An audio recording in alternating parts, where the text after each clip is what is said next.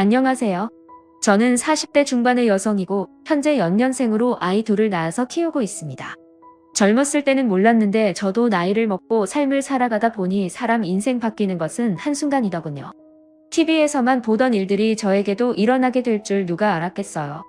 어려대 저는 연매출 200억의 식품 회사를 운영하고 계시는 친정아빠 덕분에 경제적으로 여유롭게 살았어요. 외동이라 그런지 부모님께서는 항상 저에게 지극정성으로 대해주셨죠. 모자란 것 없이 먹고 싶은 거 다 먹고 배우고 싶은 거 다 배웠어요. 그리고 좋은 집에 살면서 학비 부족함 없이 대학교도 나올 수 있었죠. 이뿐만 아니라 집에서 회사를 물려받을 사람이 저밖에 없었기 때문에 대학교를 졸업하자마자 친정아빠 회사에 인턴으로 들어가 차근히 일을 배웠어요. 남들은 취직하는 것이 힘들어서 전전긍긍한다고 하는데 저는 좋은 집에서 많은 것들을 경험하고 자라면서 취직도 일사천리였죠. 그래서 항상 운이 좋은 사람이라고 생각하면서 살아왔어요. 이렇게 한없이 다정하신 부모님과 경제력이 뒷받침되는 가정에서 살 수 있는 사람은 많지 않잖아요. 하늘에 있는 별을 따는 것만큼 힘들다는 것을 잘 알고 있으니 저는 여유로운 삶을 선물해 주신 부모님에게 보답을 하기 위해서 회사 일에 밤낮 없이 매달리며 그 누구보다 열심히 살았죠. 그렇게 세월은 흘러 저는 28살이 되었고 노력의 결과로 팀장의 자리까지 올라가게 되었어요. 그리고 그때쯤 저는 전년도에 신제품 출시 프로젝트를 같이 하면서 친해진 옆팀 팀장과 마음을 확인하고 연애를 시작하게 되었죠. 사실 회사에서는 제가 대표 딸인 게 모두 밝혀진 상태였기에 사내 연애를 하는 게 쉽지만은 않았어요. 워낙 저를 지켜보고 있는 눈이 많다 보니까 연애 사실을 숨길 수밖에 없었죠. 그래도 사내 연애를 하는 게 나쁘지만은 않았어요. 훨씬 재미있었고 오히려 더 가까워질 수 있는 계기가 되었죠. 그렇게 저희들은 2년간의 연애 끝에 결혼을 하게 되었어요. 사실 남편이나 저나 친정 부모님이 반대를 하실까봐 조마조마한 마음을 가지고 있었죠. 왜냐하면 남편과 저희 집안의 수준 차이가 너무 심했거든요. 그래서 친정 부모님께 인사를 가기 전날부터 남편은 엄청 긴장을 했었어요. 지희야, 내일 인사 갔는데 부모님께서 나를 싫어하시면 어쩌지? 우리 아빠가 오빠 예뻐하시니까 너무 걱정 안 해도 될 것 같은데. 아직 일어나지도 않은 일인데 걱정부터 하지 마. 어떻게 걱정을 안 해? 우리 어머니는 편찮으셔서 집에만 계시고 나는 생활비를 매달 보내줘야 하는 입장인데. 이런 내 사정을 누가 이해하겠어? 우리 부모님 사람 쉽게 내치실 분들 아니야. 집안 형편이 좋지는 않지만 오빠도 나랑 똑같은 팀장직함 달고 있고 회사에서 능력 인정받고 있잖아. 그래도 능력과 집안 수준은 다른 거니까 나는 걱정이 될 수밖에 없지. 우리 아빠 집안 형편 가지고 사람 내칠 만큼 나쁜 사람 아니야. 항상 나한테도 사람 됨됨이가 중요하다고 강조하셨어. 오빠 좋은 사람이잖아. 그러니까 너무 걱정하지 말고 내일 조심해서 와. 알았지? 사실 저도 말은 이렇게 했지만 부모님께서 남편의 집안 형편을 알고 반대를 하실까봐 걱정이 이만저만이 아니었죠. 친정아빠께 미리 언지를 드릴 수는 있었지만 혹시나 싫다고 하실까봐 미리 말씀을 안 드렸어요. 그렇게 다음 날이 되고 저는 떨리는 마음으로 부모님께 남편을 소개했죠. 당연히 친정아빠는 남편의 얼굴을 알고 계셨기에 많이 놀라신 듯 보였어요. 다행히 내치거나 하지는 않으셨고 다 같이 모여 식사를 하면서 이런저런 이야기를 나누게 되었죠. 제가 따로 얘기를 해주지 않아서 결혼하고 싶다는 사람이 누군지 굉장히 궁금했는데 이 팀장 자네였다니 처음에는 많이 놀랐네. 사귈 때부터 말씀을 드렸어야 했는데 미리 말씀드리지 못해 죄송합니다. 사과할 것까지는 없고 이 팀장 능력이 좋아서 내가 관심 있게 지켜보고 있었는데 이렇게 우리 식구가 되겠다고 찾아올 줄이야. 세상 참 좋네. 관심 있게 봐주셨다니 정말 감사합니다. 그래 자네 부모님은 지금 뭐 하고 계신가? 두 분 다 건강하시지? 그게 아버지는 일찍 돌아가셨고 어머니는 지금 편찮으셔서 매달 생활비 드리면서 도와드리고 있습니다. 그렇구만 자네 혼자 가정을 책임지느라 참 힘들었겠네. 친정부모님은 남편의 형편을 듣고 나서 조금은 당황하신 듯 보였어요. 생각이 많아 보이는 부모님의 모습에 혹시나 반대를 하시려나 싶어 불안했죠. 그러나 제가 걱정했던 것과는 달리 부모님은 결혼 반대를 하지 않으셨어요. 오히려 긴장을 많이 하고 있는 남편을 위로해 주셨죠. 형편이 너무 차이나서 많이 당황하실 거라는 건 예상하고 왔습니다. 그리고 제가 감히 넘볼 수 없는 사람을 넘봤다는 것도 잘 알고 있어요. 하지만 지희를 많이 사랑하고 있습니다. 허락해 주시면 제가 100배 1000배 잘하겠습니다. 가정 형편이 우리랑 차이가 많이 나는 것은 아쉽지. 하지만 그렇다고 해서 자네를 반대할 생각은 없네. 가정 형편이 뭐 본인 마음대로 할 수 있는 것도 아니고 나는 집안 형편이나 경제력보다 사람 됨됨이를 우선으로 생각해. 그러니까 너무 걱정하지 말게. 그렇게 친정아빠는 평소 남편이 성실하고 착실해 좋게 보고 있었다면서 결혼을 흔쾌히 허락해 주셨어요. 남편이 집으로 돌아가고 난 후에 친정부모님은 예상치 못한 사람이 집에 들어오고 평소 이미지와는 달리 집안 형편이 안 좋다는 것을 알게 되어 조금 놀랐다고 하셨죠. 그러나 제가 좋아하는 사람이라면 무조건 가족으로 맞아주시겠다고 약속한 것도 있었고 회사에서 남편을 주욱해 보고 있었기 때문에 허락을 하셨다고 하셨어요. 그러면서 집안 사정과는 관계없이 저희 둘이 앞으로 행복하게 잘 살면 되는 거라고 하셨죠. 그렇게 저희 부부는 흔쾌히 허락해 주신 친정부모님 덕분에 무사히 결혼을 할 수 있었어요. 친정부모님께서는 철부지 외동딸을 시집 보내면서 이런저런 걱정을 하셨어요. 그러나 저는 정말 행복한 결혼 생활을 할 수 있었어요. 시어머니께서는 저를 너무 예뻐하셨고 남편도 주변 사람들이 인고 부부라고 할 정도로 저에게 잘했죠. 무엇보다 평소 세심한 성격 덕분인지 시어머니를 챙기는 것만큼 저희 친정 부모님에게도 잘했어요. 그래서 싸우거나 말다툼할 일은 거의 없었죠. 다만 어느 집에나 문제는 있기 마련이잖아요. 사실 저희 부부는 결혼 전부터 아이는 되도록이면 빨리 낳았으면 했어요. 저도 외동으로 외롭게 자란 상태였고 남편도 외동이었기에 양가 부모님께서는 최대한 빨리 아이를 가졌으면 하는 눈치였죠. 그러나 인생은 계획대로 되지는 않더라고요. 양가 부모님은 결혼 1년 차가 넘어갈 때부터 빨리 아이를 낳으라고 재촉을 하셨는데 저희 부부는 아무리 노력해도 임신이 되지 않았어요. 2년 차가 넘어갔는데도 아이가 생기지 않았으니 저는 나이가 있어 그런가 싶어 불안한 마음이 있었죠. 그래서 걱정되는 마음에 병원 진료를 받아봐야 하나 싶어서 남편과 상의를 했던 적도 있었어요. 여보, 우리 아이 가지려고 노력한 지 2년이 넘어가는데 아직까지 아무 소식이 없잖아. 그래서 말인데 병원 진료를 한번 받아볼까? 에이, 우리 이제 결혼 2년 차야 뭐가 그렇게 급하다고 병원 진료까지 받아. 우리 나이도 있고 불안하니까 그렇지. 원래 30대가 넘어가면 임신 확률 확 줄어든다고 하잖아. 그거 근거 없는 헛소리일 뿐이야. 어떤 사람들은 나이 50 넘어가도 아이 잘만 가지더라. 그러니까 너무 부담 가지지 마. 우리 아이도 엄마 아빠 신혼생활 조금 더 즐기라고 눈치껏 늦게 오려나 본데 마음 편하게 먹자. 나도 마음 편하게 먹고 싶은데 그게 잘 안 되네. 내가 어디서 봤는데 결혼한 지 10년이 넘었는데도 애가 안 생겨서 병원 다니던 사람들이 결국 임신 포기하고 병원 진료를 그만두니까 그때 아이가 찾아왔다고 하더라. 그러니까 임신도 마음을 편하게 먹어야 되는 거야. 엄마가 불안하고 힘들어하는데 어떤 나기가 찾아오고 싶겠어. 남편은 임신 문제로 힘들어하는 저를 달래주면서 너무 급하게 마음을 먹지 말자고 하더군요. 그러면서 병원 진료는 결혼한 지 5, 6년이 지나도 아이가 생기지 않으면 그때 가보자고 했어요. 남편의 이야기를 들으면서 저도 조금은 생각이 바뀌게 되었어요. 그래서 임신에 대한 강박은 내려놓고 마음을 편하게 가져보기로 했죠. 그랬더니 정말 신기하게도 결혼한 지 3년 만에 자연으로 첫째 아이를 가질 수 있게 되었어요. 그리고 겹경사로 출산한 지 4개월 만에 둘째 아이도 임신을 하게 되었죠. 임신이 안 되어서 그렇게 애를 태우더니 몇 년생으로 두 아이가 태어나게 되니까 뜰 듯이 기쁘더라고요. 당연히 양가 부모님께서도 세상에 손주가 둘이나 낳으니 너무 좋아하셨죠. 사실 저는 첫째 아이를 낳을 때까지만 해도 일 욕심이 굉장히 많았어요. 친정아빠의 회사에 다니고 있어서 그런 게 아니라 일을 할 때가 가장 신나고 행복했거든요. 주변 사람들도 일을 하고 있는 저를 보면 표정이 훨씬 밝고 행복해 보인다며 신기해할 정도였어요. 그래서 저는 당연히 몸조리를 끝내고 아이 맡길 곳을 찾으면 곧장 회사에 출근할 생각이었어요. 그러나 연년생으로 둘째 아이를 가지게 되니 앞으로 회사 일은 어떻게 해야 하고 아이들은 또 어떻게 키워야 하는지 막막함이 생겼죠. 그런데 육아에 대한 고민이 많은 것은 저희 남편도 마찬가지였던 것 같아요. 그래서 저희 부부는 나름대로 이것저것 방법을 찾아보게 되었죠. 여보, 우리 주은이랑 주희 육아 어떻게 할래? 육아휴직을 쓰고 돌아가면서 아이 키울래? 나도 생각을 좀 해봤는데 그냥 애들이 초등학교에 들어갈 때까지 옆에 붙어 도와주시는 이모님을 알아보는 게 어때? 당신이나 나나 주휴직책인데 아무래도 그 자리에 오래 비워두면 안 될 것 같아. 남편은 육아휴직을 하고 아이들을 키우는 것보다는 차라리 전문가의 도움을 받자고 했어요. 처음에 남편 이야기를 듣고서 갓 태어난 아이들을 어떻게 남의 손에 맡기나 하는 생각을 했었는데 막상 다시 고민을 해보니까 일을 하든 안 하든 누군가의 도움은 필요할 것 같았어요. 원래 연년생은 쌍둥이만큼 힘들다고 하잖아요. 연년생 아이들을 키우고 있는 주변 지인들도 저에게 이모님은 꼭 구하라는 조언을 해주었죠. 갓 태어난 신생아 연년생은 이모님 2명을 불러도 힘들다고 하면서요.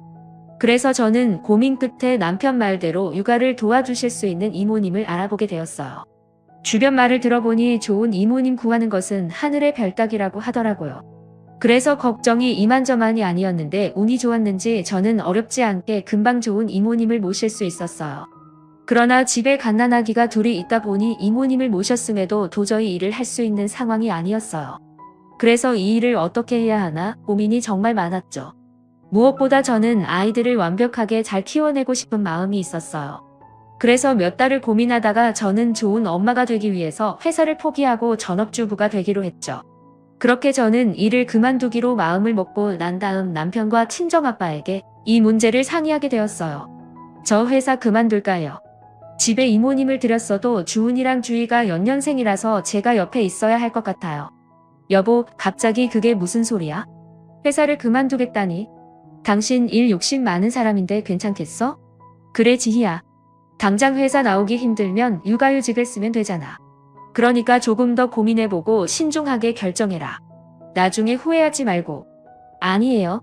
저 이미 신중하게 고민하고 내린 결정이에요. 그리고 제 자리가 오래 비어져 있으면 팀원들이 더 힘들어져서요. 그러니까 저 회사 관두고 전업주부로 있을 수 있게 도와주세요. 친정아빠랑 남편은 일을 관두고 전업주부가 되겠다는 저를 어떻게든 설득해보려고 했죠. 그러나 저는 뜻을 굽히지 않았고 결국 두 사람은 저를 이해해주기로 했어요. 그렇게 저는 회사를 나오게 되었고 전업주부로서의 새로운 인생을 시작하게 되었죠. 처음에는 엄마로서만 사는 게 어색하기도 하고 힘들기도 했어요. 하지만 사람은 적응의 동물이라는 말도 있잖아요. 저도 시간이 지날수록 점차 나아지게 되더군요. 그리고 남편도 회사에서 능력을 인정받고 승승장구해서 부장으로 승진을 할 수 있게 되었죠. 그래서인지 남편은 남편대로 저는 저대로 굉장히 바쁘게 살았던 것 같아요. 그렇게 시간은 흘러 첫째 아이가 7살이 되었을 때였어요. 아침부터 정신이 없이 아이들을 준비시켜 어린이집에 보내고 집에 들어갔는데 친정엄마의 전화가 다급하게 울렸어요.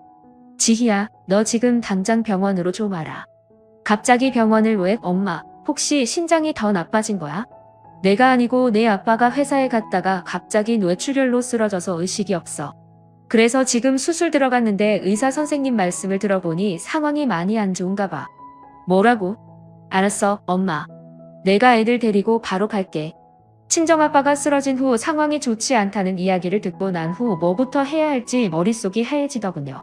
처음에는 그냥 바로 택시를 잡아 타고 병원으로 갈까 했지만 최악의 상황에서는 아빠가 세상을 떠날 수도 있겠다 싶어 어린이집에 둘러 아이들을 데리고 다급하게 병원으로 달려갔죠.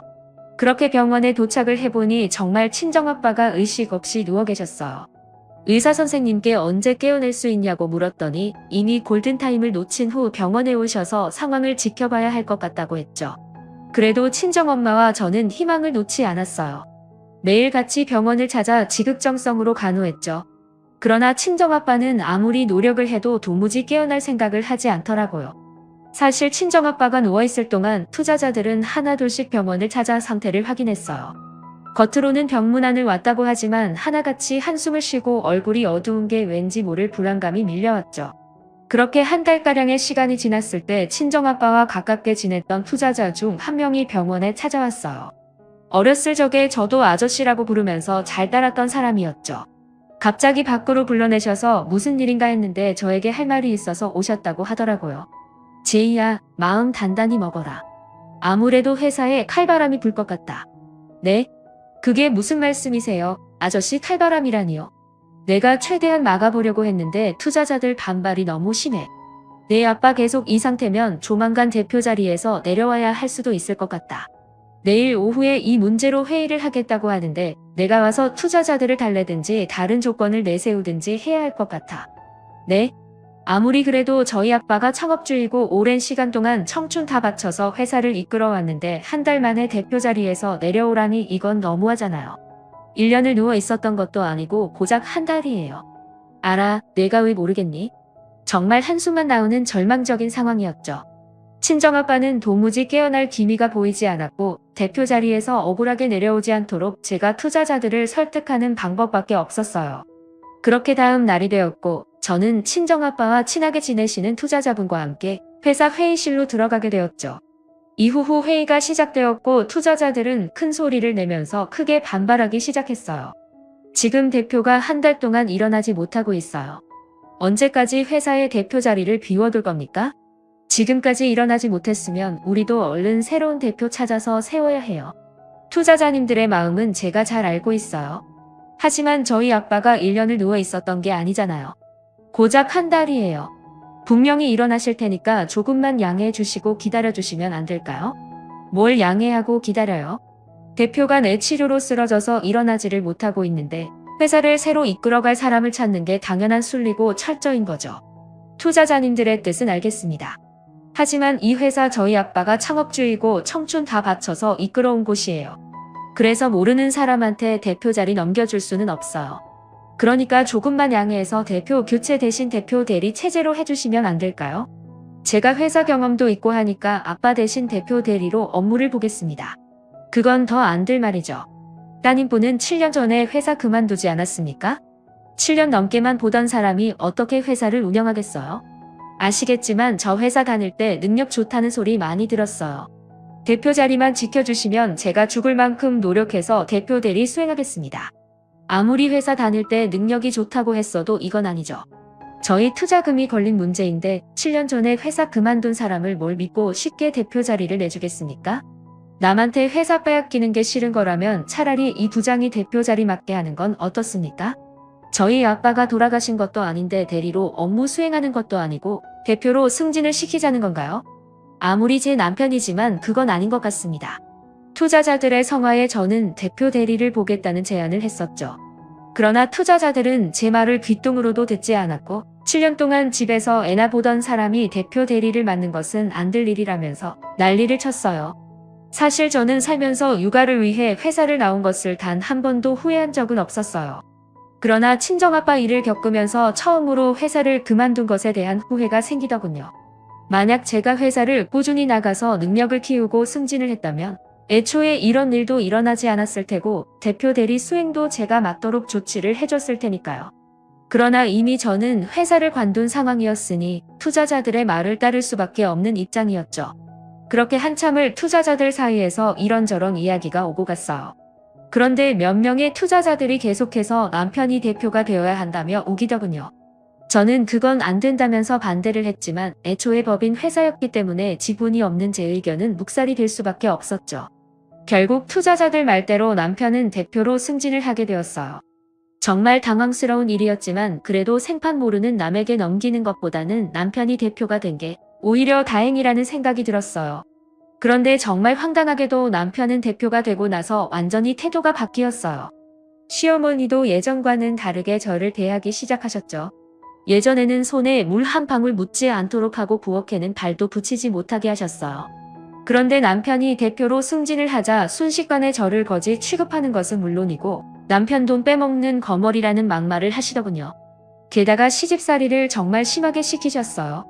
예를 들면 뜬금없이 불러 집안 대청소를 하라고 하던가 시아버지 제사 음식을 혼자 다 하라고 하신 적도 있었죠. 저는 너무 억울하고 힘들었지만 친정아빠만 깨어나시면 모든 게 다 해결될 수 있다고 생각하면서 최대한 버텨보려고 했어요. 그러나 하늘이 무심하게도 친정아빠는 3달 뒤 목숨이 위태해졌죠. 사실 돌아가시기 직전에 기적적으로 잠시 눈을 뜨고 깨어나셔서 저와 엄마는 이제 회복할 일만 남았겠구나 생각했어요. 그러나 친정아빠는 그날 저녁에 회사를 꼭 살리라는 한마디만 남기고 돌아가시게 되었어요. 그때 당시에는 돌아가신 친정아빠를 붙잡고 울고불고 난리를 치느라 무슨 소리를 하신 건지 전혀 이해를 하지 못했어요. 친정아빠가 사망을 한 후 저는 장례식을 준비하게 되었고 가족과 지인들에게 연락을 하게 되었죠. 그런데 부고 소식에 친정아빠와 사이가 두터운 투자자님이 눈물을 잔뜩 흘리면서 장례식장에 찾아왔어요. 그분은 친정아빠의 영정사진을 보면서 회사를 지키지 못해 너무 죄송하다며 우열을 하셨죠. 그 모습을 보면서 이게 대체 무슨 소린가 했어요. 그런데 조문을 마친 투자자님이 저에게 얘기 좀 하자면서 밖으로 불러내시더군요. 아저씨 회사에 무슨 일 있는 거예요? 아까 조문하실 때 회사를 지키지 못해서 죄송하다는 말씀을 하시던데. 지희야 대표님도 돌아가신 마당에 이제 와서 이런 말을 하는 게 너한테 무슨 도움이 될지는 모르겠다. 하지만 너도 진실은 알고 있어야 할 것 같아. 이 이야기를 해주는 거니까 잘 들어라. 대체 무슨 일인데 그래요? 지난번에 투자자들이 이 부장을 지정해서 대표로 세우자고 우겼던 게 이상하다 싶어서 내가 따로 알아봤는데 아무래도 대표님이 쓰러지기 전부터 회사가 이미 내 남편한테 넘어갈 위기였던 것 같다. 아저씨 그게 무슨 소리예요? 내 남편이 욕심이 났던 것인지 투자자들 몇 명을 꼬들겨서 대표 자리를 꿰찰 생각을 했던 것 같아. 너도 알다시피 법인에서는 투자자들이 좌지우지하다 보니 내 남편이 한 명씩만 다 만나고 연락을 하면서 대표님을 끌어내리고 본인을 밀어달라고 한 것 같더라. 설마요? 남편이 왜 그런 짓을 해요? 제가 회사를 그만둔 순간부터 아빠는 남편한테 지분 주고 대표로 세울 생각했다는 거 아저씨도 잘 알고 계시잖아요. 아니 어차피 받을 회사인데 벌써부터 욕심낼 이유가 뭐가 있겠어요? 아저씨가 잘못된 정보를 알고 계시는 걸 거예요. 저는 도저히 믿을 수 없는 이야기에 투자자님에게 남편이 그럴 사람이 아니라고 했었어요. 그러나 투자자님은 몇 번이나 확인했고 거의 확실한 정보라고 하시면서 남편이 그런 짓을 한 게 맞는 것 같다고 하셨죠. 정말이야? 내 남편이 본인에게 힘이 되는 게 아니라니? 아버지가 뇌출혈로 쓰러지기 직전에 그런 일이 있었던 거예요? 그래. 나는 내 남편이 그날 이후 따로 애타게 살고 있었어. 그런데 그날은 내가 애들 사이에서 남편을 만난 게 아니라 내 남편이 뇌출혈로 쓰러지기 직전에 그런 일이 있었어. 그래. 나는 내 남편이 그날 이후 따로 애타게 살고 있었어. 그런데 그날은 내가 애타게 살고 있었어. 그래. 나는 내 남편이 그날 이후 따로 행동치 않은 것도 없고 조용히 있길래 다들 거절했구나 하면서 그게 신경 쓰지 않고 넘어갔었다. 그런데 대표님이 쓰러진 지 얼마 안 된 상태에서 대표 자리를 두고 급하게 회의를 진행하더니 투자자들이 대놓고 내 남편을 대표로 세우자며 지정하는 모습을 보면서 갑자기 그 일이 생각나더라고. 아니 어떻게 이런 일이 있을 수가 있어요? 진짜로 그런 짓을 했는지 가서 물어봐야겠어요. 지희야, 신중해야 될. 내 남편이 대표가 된 후에 본인 제안을 거절한 사람들 모두 배제시켰어. 그리고 지금 장인어른이 돌아가셨다는데 장례식에 코빼기도 안 보이자니. 투자자님을 통해 모든 진실을 알게 되니 정말 황당하고 어이가 없다군요. 잘못된 방법으로 대표 자리를 꿰찬 것도 모자라서 친정아빠와 두터운 사이를 유지하던 사람들을 배제시켰다니요. 저에게 회사 지분이 조금이라도 있으면 어떻게든 해결을 해보려고 할 텐데 그럴 수 있는 상황은 아니었죠. 사실 저는 회사를 그만두며 남편에게 힘이 되었으면 해서 지분을 모두 넘겼거든요. 이야기를 듣고 나니 왜 지분을 넘기고 회사를 관뒀을까 하는 후회가 되었어요. 그러지 않았다면 이렇게 눈뜨고 코 베이는 일은 없었을 텐데 하는 생각 때문에 정말 미칠 것 같았죠. 친정아빠가 뇌출혈로 쓰러지게 된 이유도 남편의 이런 행동을 알게 된 후 충격을 받았기 때문인 것 같았어요. 그날 밤 저는 도저히 잠을 이룰 수가 없었어요. 그래도 투자자님 말씀처럼 신중하게 행동하려고 다음날 저녁까지는 회사를 찾아올 수 있는 방법들을 생각해봤어요. 하지만 아무리 생각해봐도 방법이 없더라고요. 그리고 억울하게 회사를 빼앗겼다는 생각에 속에서는 열불이 났죠. 그날 저녁 저는 도저히 참을 수가 없을 것 같아서 장례식을 하다 말고 남편에게 달려갔어요. 어차피 회사를 당장 찾아올 방법이 없으면 남편 입으로 무슨 말을 하는지 직접 듣고 한바탕 난리라도 쳐야겠다 싶었죠. 그런데 집에 들어갔더니 남편이 시어머니를 불러 소고기 파티를 하고 있더라고요. 장인어른이 돌아가셨다는데 하하호호 웃으면서 소고기를 구워 먹고 있는 모습을 보니까 눈이 돌아갈 수밖에 없었죠. 그래서 저는 곧장 밥상을 뒤엎고 큰 소리를 쳤어요. 지금 이게 뭐 하는 짓이야? 장인이 돌아가셨다는데 너는 소고기가 입에 들어가니? 그리고 당신 투자자들 설득해서 대표 자리 꿰찬 거라며. 그것도 우리 아빠 쓰러지기 전부터 그 짓거리를 했다던데 제정신이야? 우리 아빠 회사를 당신이 무슨 자격으로 훔쳐가? 예, 왜 멀쩡한 우리 아들이 자꾸 그러니? 어차피 받을 회사 일찍 좀 가져오겠다고 한 게 무슨 잘못이라고 이 난리를 피워. 그리고 이유가 어찌되었건 결과적으로는 내 아빠가 죽었으니 그 회사는 우리 아들 거야. 너야말로 그딴 말 할 자격 없다고.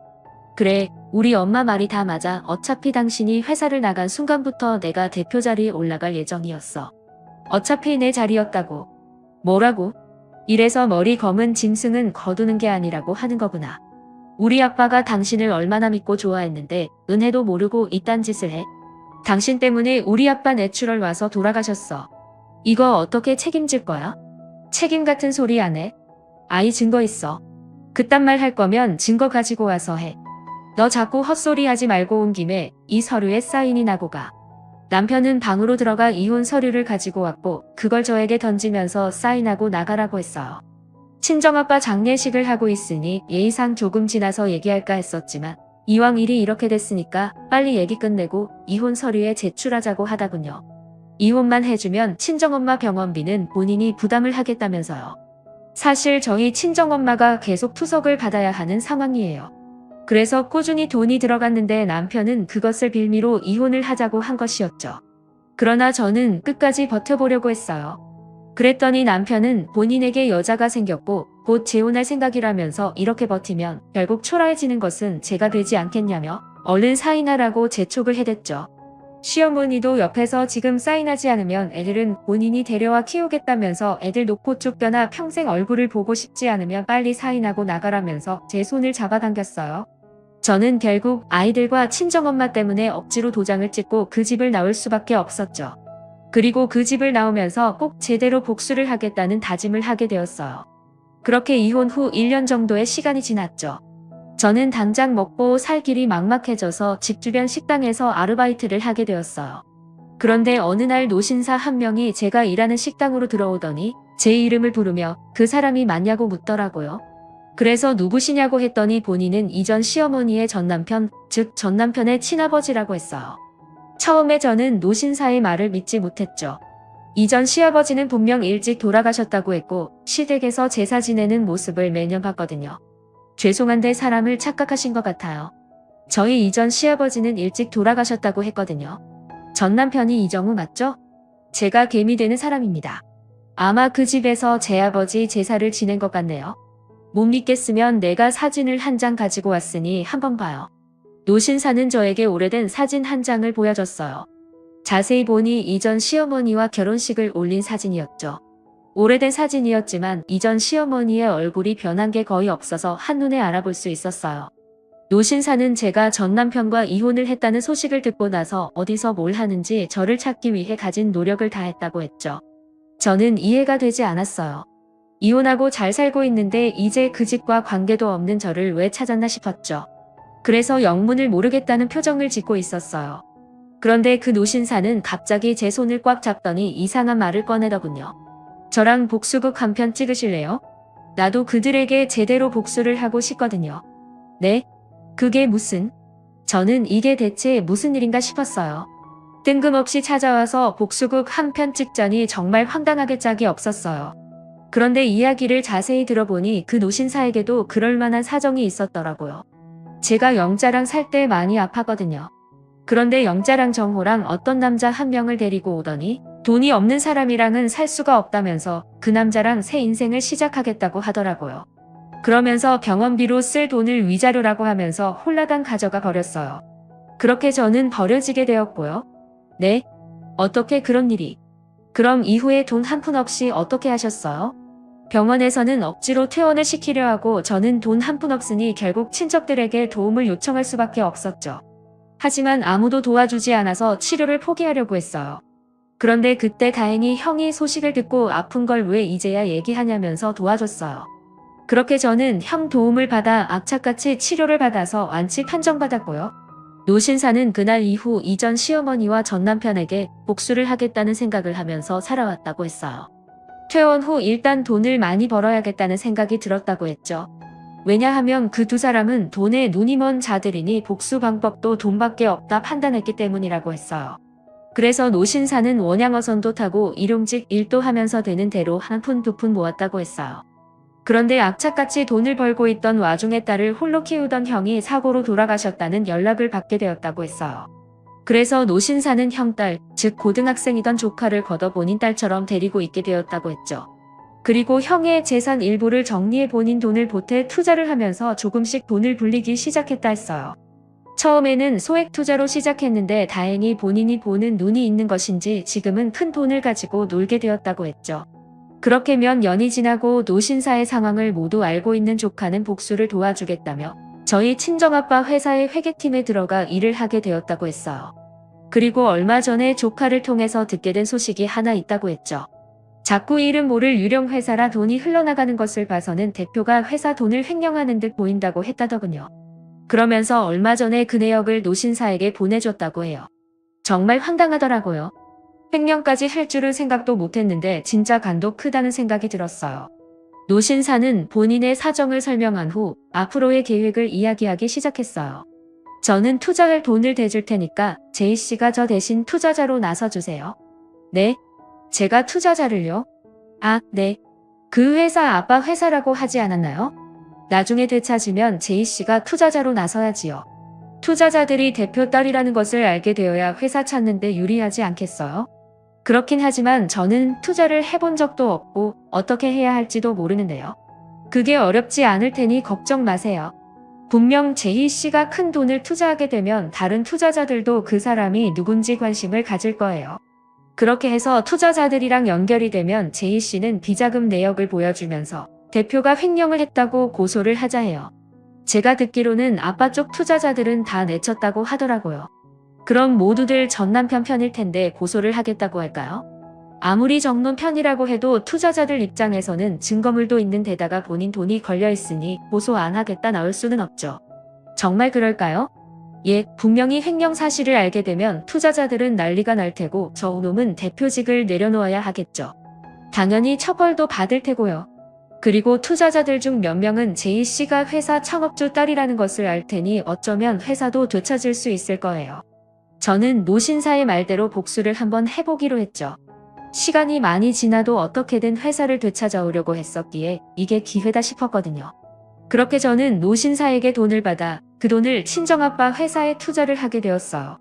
그리고 얼마 지나지 않아 소문을 듣고 투자자들이 연락을 해왔죠. 보통 투자를 하는 사람들은 한 곳에만 진행하는 경우가 드물다 보니 서로 좋은 투자처가 있다면 공유를 하는 듯 보였어요. 투자자들이 하나 둘 연락을 해오자 저는 좋은 투자처를 알고 있다면서 다 같이 모여 얘기 좀 하자고 했죠. 그렇게 저는 투자자들을 한 곳에 모여놓고 그 자리에 나가게 되었어요. 당연히 저를 알고 있는 몇몇의 오랜 투자자들은 제가 나타나자 놀란들 토끼 눈이 되었죠. 저는 지체할 것 없이 투자자들 앞에서 노신사에게 받은 서류를 꺼내들었어요. 그리고 전 남편이 유령 회사를 세워 횡령하고 있다는 사실을 모두 까발렸죠. 그러자 노신사의 말대로 투자자들은 서류를 확인한 후 난리가 났고 다 같이 대표인 전 남편을 고소하게 되었어요. 그로 인해 전 남편은 당연히 대표 자리에서 내려와야 했고 조사를 받은 후 옥에 갇히게 되었죠. 그리고 오래된 아빠를 존경했던 투자자들은 제가 회사 창업주의 딸이라는 것을 모든 투자자들에게 알렸어요. 그러면서 저를 대표로 내세우자며 다른 투자자들을 설득하기 시작했죠. 덕분에 저는 친정아빠의 회사를 되찾을 수 있었어요. 그리고 노신사는 본인이 가지고 있는 모든 돈을 저희 회사에 투자를 하게 되었죠. 그리고 오랜 시간 끝에 제가 회사를 다시 되찾게 되었다는 것을 알게 된 이전 시어머니가 찾아왔어요. 본인 아들은 돈 한 푼 가지고 있지 않아서 변호사도 없이 재판을 받아야 한다고 도와달라고 했어요. 저는 이전 시어머니의 부탁을 완곡하게 거절했죠. 그랬더니 이전 시어머니는 표정이 싹 바뀌어서는 손가락질까지 하며 난리를 치는 거예요. 내가 투자자 한 명에게 도와달라고 찾아갔더니 내가 회사에 투자한 돈이 내 전남편 돈이라더라. 너 내 전남편 돈으로 대표에 취임까지 했는데 내가 양심이 있으면 우리 도와줘야 하는 거 아니야. 제가 왜요? 저는 정당하게 아빠 회사 되찾는 건데 여기에서 무슨 양심을 찾아요? 아프다는 사람 돈까지 빼앗아 버려놓고 전남편 돈이 본인 돈인 건 마냥 이야기하지 마세요. 더 이상 말 섞고 싶지 않으니 사람 부르기 전에 조용히 내 회사에서 나가요. 제가 회사에서 당장 나가라고 소리를 치자 이전 시어머니는 그 자리에서 사설 변호사를 붙여달라며 아주 난리를 치더군요. 그런데 그때 저와 식사를 하기 위해 찾아온 노신사가 그 모습을 목격하고는 앞으로 다가왔어요. 아, 지금 뭐 하는 거야? 여기가 어디라고 찾아와서 이 난리를 피워? 양심이 있으면 이 회사에 발을 붙이면 안 되는 거 아닌가? 정우 아빠 이 회사에 투자를 할 정도로 돈이 많았다면서? 소식 들었는지 모르겠지만 지금 우리 아들이 옥에 갇혀 있어. 그러니까 당신 아들 좀 거기에서 꺼내주라. 도와줘. 내가 왜 그리고 걔가 언제부터 내 아들이었냐? 오늘 내일 하고 있는 나한테서 돈 빼앗고 무참히 버렸던 거 기억 안 나? 내가 너랑 내 아들한테 복수하려고 그날부터 악착같이 버텼어. 그래, 내가 그때는 미쳤었나 봐. 당신이 이렇게 살아있을 줄도 몰랐고 그리고 크게 성공할 줄 몰랐어. 그런데 정우 당신 아들이잖아. 한 번만 도와주라. 일부러 정신 좀 차리면서 살라고 옥에 넣어놓은 건데 도와주긴 뭘 도와줘. 이참에 당신도 오게 해서 고생하는 아들 바라보면서 반성과 후회라는 걸 해봐. 계속 그렇게 살면 나중에 지옥불에 떨어져 천벌 받는다고. 노신사도 전 남편을 도와주지 않겠다고 하자 이전 시어머니는 지난 날이 후회가 되는 듯 눈물까지 흘리면서 무릎을 꿇고 싹싹 빌기 시작했어요. 그러면서 저와 노신사가 마지막 희망이라고 한 번만 도와달라고 했죠. 하지만 저는 끝까지 거절하면서 재혼한 여자도 있는데 그 여자한테나 가서 도와달라고 하라 했어요. 그랬더니 이전 시어머니 말이 재혼한 여자도 있는데 그 여자한테나 가서 도와달라고 하라 했어요. 재혼한 여자는 전 남편이 개털되자마자 바로 친정으로 도망가서 연락이 안 된다고 하더군요. 역시 사람은 끼리끼리 만난다더니 전 남편은 본인 같은 사람을 골라서 만난 듯 보였어요. 이전 시어머니는 끝까지 저와 노신사에게 매달렸지만 더 마주하고 싶지 않아 곧장 보안 직원들을 불러 바로 내쫓아버렸어요. 결국 전 남편은 아무도 도와주지 않아 국선 변호사를 통해 재판을 받게 되었고 횡령으로 밝혀져 옥에 갇히게 되었죠. 그리고 이전 시어머니는 아픈 몸으로 일을 하지 못해서 지금은 노숙인 쉼터를 전전하며 살고 있다고 하네요. 그리고 저는 아이들 키우면서 여전히 친정아빠의 회사 운영을 잘해 나가고 있어요. 또 저를 물심양면으로 도와준 노신사에게 감사한 마음을 잊지 않으면서 가족처럼 지내며 때마다 함께 식사도 하고 선물도 주고받으면서 잘 챙기고 있죠. 사실 지난 일로 마음고생이 참 많았는데 결과적으로 모든 게 제자리를 찾을 수 있어서 다행이라는 생각이 드네요. 물론 아직까지는 때때로 친정아빠가 그리워지기도 하고 대표직이라는 무거운 자리가 무섭기도 해요. 하지만 옆에서 도와주시는 분들도 많고 저도 친정아빠가 청춘을 다 바쳐 키워놓으신 회사 운영을 잘해야겠다는 책임감이 있으니 어렵고 힘든 일들이 생겨도 잘 헤쳐나가 보려고요. 오늘도 끝까지 함께 해주셔서 감사합니다.